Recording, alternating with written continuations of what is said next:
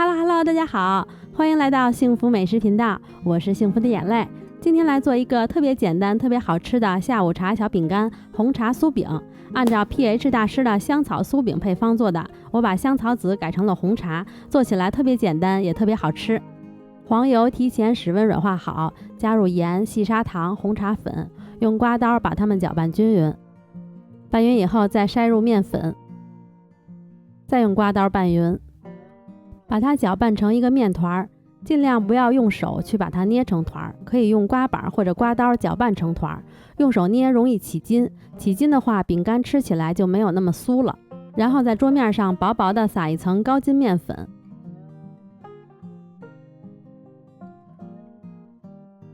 把面团整理成圆柱形，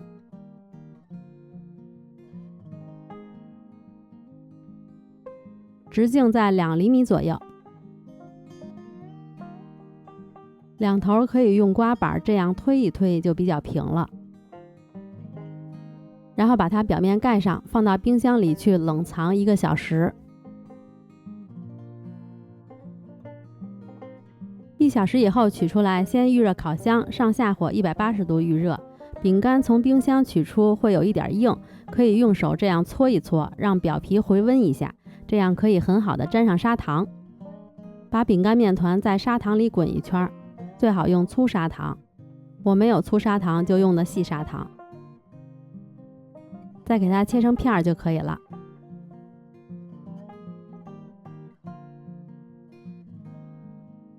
放在烤盘上，每个之间一定要留有足够的空隙，因为烤的时候它还会变大。放入烤箱的中层，再把烤箱调到170度，烤15到20分钟左右。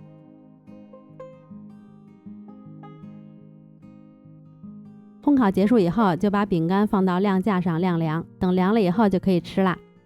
这个饼干第一下咬下去会觉得有一个脆的口感，继续往嘴里送会发现它好酥好酥啊，碰到舌尖以后它就化开了，真正做到了入口即化。